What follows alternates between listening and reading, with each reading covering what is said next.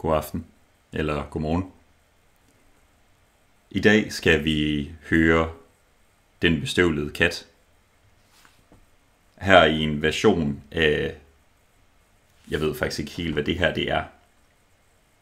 Det er Dansk Lærerforeningen, som har en samling af gamle folkeeventyr, som hedder, og det er titlen på bogen, Prinsessen i den sovende skov og andre litterære eventyr. Og her begynder vi fra toppen af med Den bestøvlede kat. God fornøjelse. Der var engang en møller, der døde og ikke efterlod andet til sine 3 sønner end sin mølle, sit æsel og sin kat. Arven var hurtigt delt, men sendte ikke bud efter sagføreren, for han ville snart have slugt det, der var tilbage.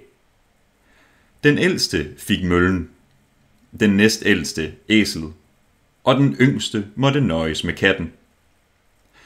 Den yngste var ganske utrøstelig over sin usle part af arven. Mine brødre, sagde han, kan sagtens tjene til livets ophold, når de slår sig sammen. Men når jeg har spist min kat og lavet mig en muffe af den skind, kan jeg bare lægge mig til at dø af sult. Katten, der havde hørt hans beklagelser, men ikke lod sig mærke af det, sagde roligt og værdigt: Du skal ikke være så ked af det. Giv mig bare en sæk og lav mig et par støvler, så jeg kan gå gennem krattet. Så skal du se, at du ikke er så dårligt hjulpet med mig, som du tror. Kattens herre havde ikke store tanker om dette forslag, men han havde ofte lagt mærke til kattens behændighed og snedighed, når den fangede rotter og mus. Han havde set den hænge i poterne og ligge udstrakt i melet og lade som om den var død. Så han mistede ikke helt håbet om at blive hjulpet i sin elendighed. Da katten havde fået, hvad den havde bedt om, trak den nok så elegant støvlerne på, tog sækken på nakken og holdt i snoren med forpoterne. Derpå gik den hen til en indhegning, hvor det vrimlede med kaniner. Den stoppede klid og grønfoder i sækken, lagde sig med udstrakte ben, som om den var død, og ventede på, at en eller anden ung kanin, der endnu ikke kendte til verdens ondskab, skulle smutte ind i sækken for at smage på dens indhold. Næppe havde den lagt sig ned, før dens ønske gik i opfyldelse. En ung og ubetænksom kanin smuttede ind i sækken. Hurtigt snørrede den bestøvlede kat sækken til og dræbte kaninen uden nåde og barmhjertighed. Umådelig stolt over sit bytte gik den op til slottet og bad om at komme til at tale med kongen. Man førte den op til majestæten, og da den trådte ind, bukkede den dybt for kongen og sagde: Deres majestæt, her er en kanin, som hertugen af Karabas, det var det navn han havde fundet på til sin herre, har bedt mig om at overbringe dem. Sig til din herre, svarede kongen, at jeg takker ham, og at det er mig en glæde at modtage den. En anden gang gemte katten sig i en kornmark. Igen holdt den sækken åben, og da 2 agerhøns gik ind i den, snørrede den sækken til og fangede dem begge. Så gik den op til slottet og forærede dem til kongen, ligesom den havde gjort med kaninen. Kongen tog med glæde mod agerhønsene og gav katten drikkepenge. Sådan fortsatte katten i nogle måneder med at bringe kongen vildt fra sin herres jagt. En dag, da den havde fået at vide, at kongen ville køre en tur langs floden med sin datter, den skønneste prinsesse i verden, sagde den til sin herre: Hvis du vil følge mit råd, så er din lykke gjort. Du skal ikke gøre andet end at bade i floden på et sted, jeg skal vise dig, og så lad mig ordne resten. Hertugen af Karabas gjorde, som katten havde rådet ham til, uden at begribe, hvad det skulle gøre godt for. Mens han badede, kom kongen forbi i sin karet, og katten gav sig til at råbe af fuld hals: Hjælp! Hertugen af Karabas er ved at drukne! Ved dette råb kiggede kongen ud af vinduet, og da han genkendte katten, der så ofte havde bragt ham vildt, befalede han sin livvagt straks at komme hertugen af Karabas til hjælp. Mens de trak den stakkels hertug op ad floden, gik katten hen til vognen og fortalte kongen, at der var kommet nogle tyve, som havde stjålet hans herres tøj, mens han badede. Skønt den af alle kræfter havde råbt, "Stop tyven!"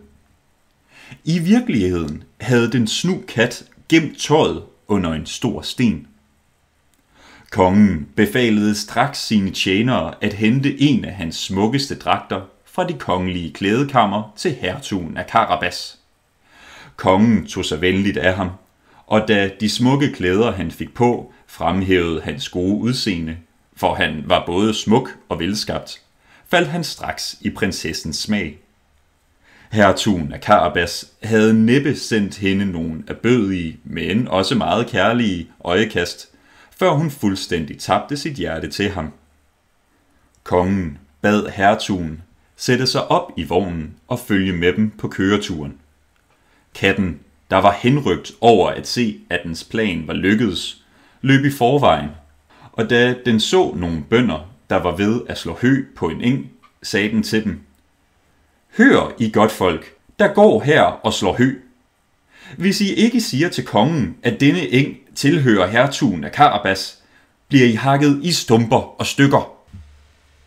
Da kongen kom, spurgte han ganske rigtigt, hvem der ejede denne eng. "Det gør hertugen af Karabas," svarede de som med en mund, for kattens trusler havde forskrækket dem. "Det er et dejligt stykke jord, de har der," sagde kongen til hertugen af Karabas. "Ja, deres majestæt," svarede hertugen. "Som de kan se, er det en eng, der hvert år giver stort udbytte." Den bestøvlede kat, der hele tiden løb i forvejen, mødte nogle høstfolk og sagde til dem, "Hør, I godt folk, der går her og høster. Hvis I ikke siger til kongen, at disse kornmarker tilhører hertugen af Karabas, bliver I hakket i stumper og stykker." Da kongen lidt efter kom forbi, ville han have at vide, hvem der ejede alle disse kornmarker. "Det gør hertugen af Karabas," svarede høstfolkene, og kongen glædede sig igen på hertugens vegne. Kongen, der blev ved med at løbe foran vognen, sagde det samme til alle, den mødte, og kongen var forbavset over at se, hvor meget hertugen ejede. Til sidst kom den bestøvlede kat til et smukt slot, der tilhørte en menneskeæder, den rigeste, der nogensinde har været til. For al den jord, kongen var kommet forbi, tilhørte ham. Katten, der havde skaffet sig at vide, hvem denne menneskeæder var, og hvad han kunne gøre, bad om at komme til at tale med ham.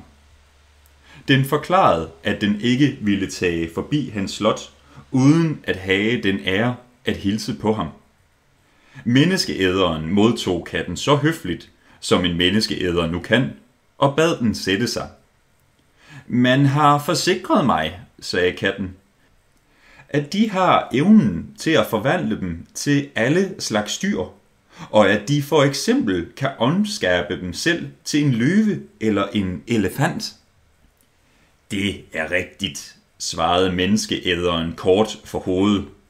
"Og for at vise dig det, skal jeg nu forvandle mig til en løve."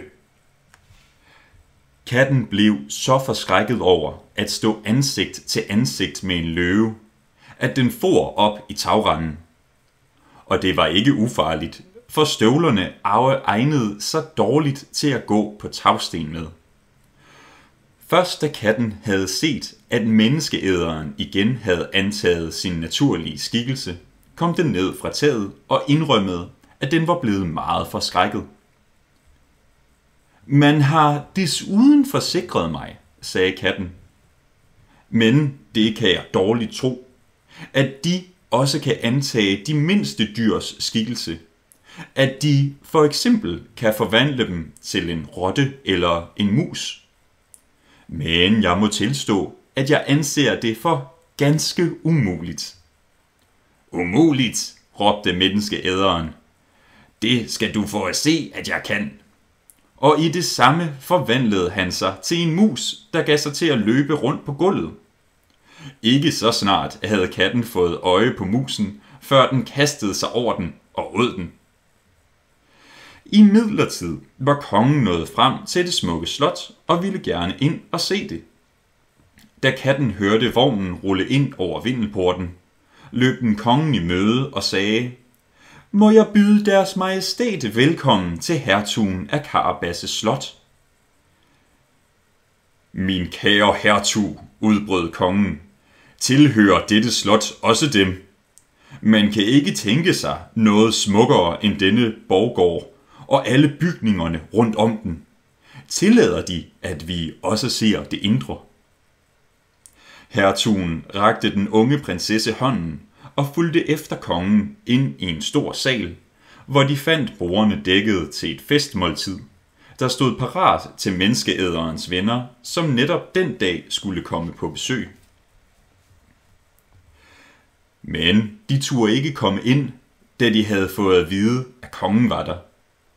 Kongen var begejstret over hertugens gode egenskaber, og hans datter, der var helt betaget af ham, var det ikke mindre. Da kongen nu så hans store rigdomme, sagde han, efter at have drukket en 5-6 glas: Det afhænger helt af dem, min kære hertug, om de vil blive min svigersøn.